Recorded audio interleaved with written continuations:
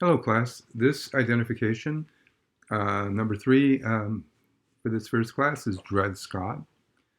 And as I talked about before, slavery, it's important to realize slavery had completely fallen in the North by the time of Dred Scott. And it was looked down upon, and many Americans in the North had become abolitionists, were against slavery, would fight against slavery, would help slaves escape from the South. So there was a very strong culture in the North of anti-slavery, and they were for the slaves. They're called abolitionists is another word for being anti-slavery.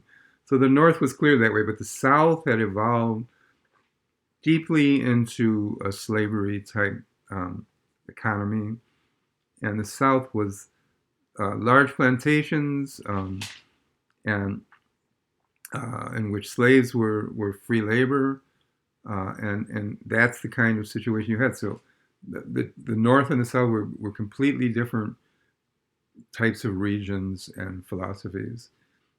Many in the North saw it as wrong against natural law. Certain Christians and Catholics saw it as against human rights. Those who believed in natural law were against it. Certainly, workers in the North, uh, small business like barbers and those kind of were against slavery. So there was a large group. I mean, there were certainly people in the North who didn't care. Maybe it wasn't part of their life, but there were others that it was very important to. There were people who handed out newsletters. Even my ancestors, I have direct ancestors who were against slavery, who were abolitionists, and they passed out newsletters against slavery, and that was a great risk because you could be someone who were possibly damage your house or lose your job because there were those who still supported slavery. But at that time, abolitionist was growing in the North. The Underground Railroad to help slaves escape was another thing going on. But the big thing that really set the country towards violence was the case called Dred Scott. And it's about a slave named Dred Scott, and he was born on 1789 and died on 1858. So write that down in your notes. Okay, so Dred Scott was a slave in the South. Not a lot of hope there. I mean, if you're a slave in the South, other than sneaking away and escaping that way, there was no way out legally. In the early to mid 1800s. And so he was a slave in the South. But his master was arrogant, was a military doctor, and his wife also agreed with having a slave. So his master moved up to the north with Dred Scott as his slave to work at a military base. But that's where the law thing became tricky, because now Dred Scott was living in the north, in the free part of America. And the master said, oh, I don't care. He said, it's my slave. You can't take him away from me. So now you had a slave living in the north with his master for a few months. And so Dred Scott was able to talk to a couple of lawyers up there. And the lawyer said, wait a minute, you're in the north. You shouldn't have to go back to the south. So that's what the case became, the Dred Scott case, or the fight for freedom. And so there was a quick case in which they tried to block the doctor from bringing him back south. And that was a mistrial. And then there was another trial in St. Louis. And Dred Scott was freed again by the jury, in which a jury trial would have been the best way to handle it. That was the correct decision. But then the Missouri Supreme Court ruled against him and made him not free.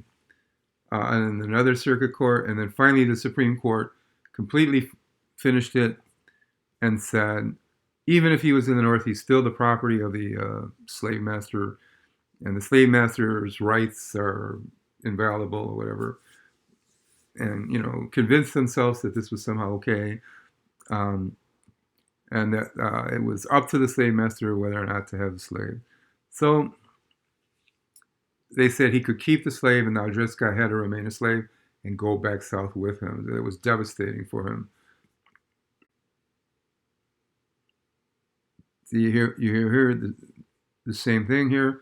The arguments that the one side was that Scott had no rights and must remain a slave. And the decision did work against him. The Supreme Court made probably the worst decision in U.S. history. But the Supreme Court is powerful, and there have been a couple of very bad decisions. So it ruled that he was a slave, not a citizen. And then the broader idea then was that no slaves were citizens, which was very bad for the slaves. And then the Supreme Court even further exacerbated it and said that Congress could not stop slavery in new states or territories. This decision enraged those against slavery, and actually Abraham Lincoln, who himself was an abolitionist and wanted slaves to be free, and had been a politician, had retired from politics actually. But Abraham Lincoln came out of retirement. He was so angry over this case. And he said, I am going to fight to end slavery. So this brought Abraham Lincoln back into, the battle. But here you see a quote from Dred Scott in which he said, the Supreme Court kept me from my freedom. He was absolutely correct. The Supreme Court kept him from his freedom and wrongly decided the case, but that was the result.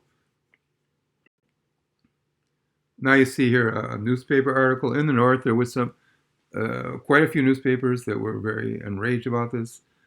It says, Scott still a slave, this newspaper article.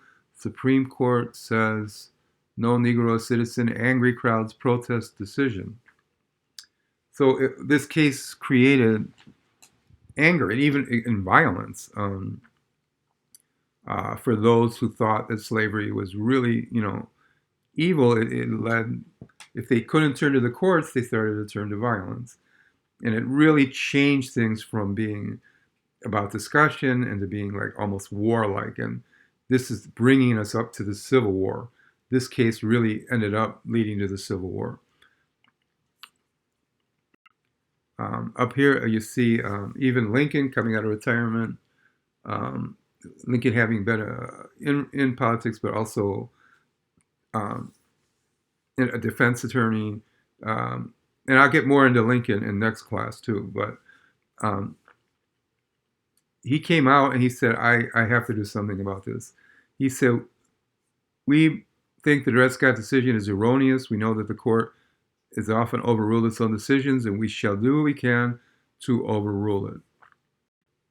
Okay, so we go back to, and Lincoln he ran for president as a result of his disagreement with Dred Scott.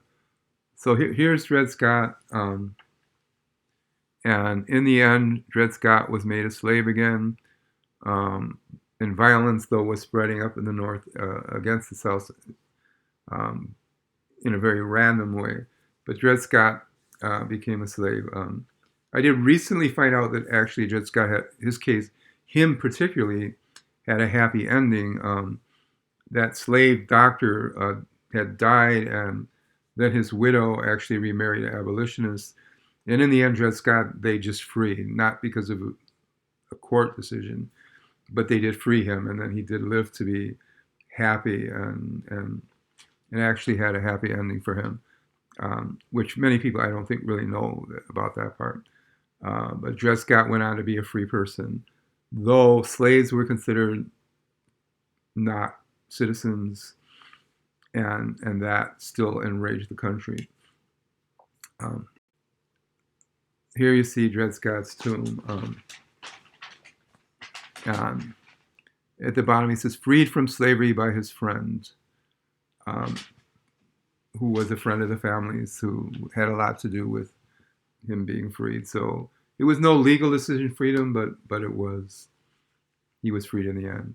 So what do we have here in summary? The Dred Scott case was a case in which Dred Scott was ruled to be a slave and not free, even though he had traveled to the north.